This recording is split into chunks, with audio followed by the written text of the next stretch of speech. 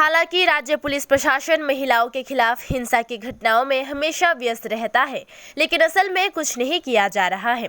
अगरतला के नंदन नगर क्षेत्र की रहने वाली इति रुद्रपाल को अगरतला के समीर रुद्रपाल और रतन रुद्रपाल ने पीटा, लेकिन फिर भी थाने और महिला कमीशन के माध्यम से उन्हें न्याय नहीं मिल रहा है। जब राज्य में महिलाओं के साथ दुर्व्यवहार होता है तो पुलिस या महिला आयोग उचित कार्रवाई करने के लिए मजबूर हो जाता है, लेकिन नंदन नगर की इति रुद्रपाल ने समीर रुद्रपाल और तपन रुद्रपाल द्वारा उन पर पिटाई किए जाने के बाद महिला जीबी चौकी में मामला दर्ज कराने गई और पुलिस ने महिला से पैसे की मांग की। इति रुद्रपाल ने आरोप लगाया, जीबी चौकी की पुलिस अगर ऐसा करते रहेंगे तो इलाके के लोगों की सुरक्षा और विभिन्न समस्याओं के समाधान के लिए बाद में केस दर्ज कराने के लिए लोगों को पैसे खर्च करने होंगे।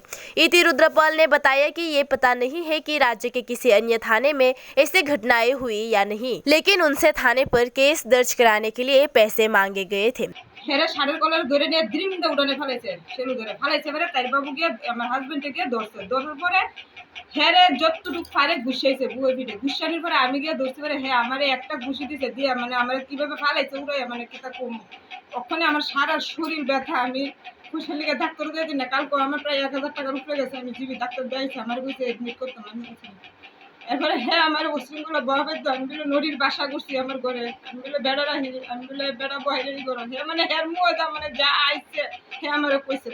न्याय के वचन ऐसी घटनाओं से शायद रोते हैं। महिला को अपने और अपने पति पर हुए पिटाई का मामला थाने में दर्ज कराने पर इन सभी उपेक्षाओं का शिकार होना पड़ा है। अंततः उन्होंने मीडिया के सामने सारी बात बताई। জিবি থানা লগে লগে গিয়া আটপুষ্টে আমি এন্ট্রি করছি। এন্ট্রি করার পরে লগে লগে একটা ম্যাডাম, শুধু দুইটা ম্যাডাম পাইছি গিয়া। একটা ম্যাডাম কইতেছে এক কইছে স্টাফ নাই, তারপরে কইছে গাড়ি নাই, তারপরে কইছে লাস্টে দিয়া কেস করতে গেলে টাকা লাগে কইছে বলে আমি বাইরে যাই পড়ছি।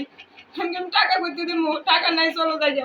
এরপরে আমার হাজবেন্ডের আবার ঘুরাইয়া ম্যাডামের টাকাই নিচ্ছে, নিয়ে কইতেছে আপনার বউ তো খুব অপমান পাইছে, জগতে দিয়েছে, বহাবাইতো করছে, মারধর করছে।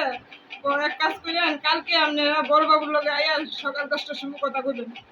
তখন 10টার সময় আমরা আবার গেছি, গিয়ে দরখাস্ত লেখা সব দিয়েছি। তারা গেছে ব্যাপারটা হেরা দেখবো, আমরা নিশ্চিন্ত থাকতাম। তারপরে আজকে 5 দিন কোনো খবর টবর নেই। তারপরে মহিলা কমিশনে দিয়েছি, কইছে আমার কেসটা হেরা রাখবো, হেরটা রাখতো না। মহিলা কমিশনে দিয়েছি, তারা কইছে আমার এটা হেরা দেখা দিব, কিন্তু হেরারও কোনো খবর নেই। তাহলে আমি বিচার পাইছি কই কোন? এখন আপনি কি চান? আমি সুষ্ঠু বিচার চাই।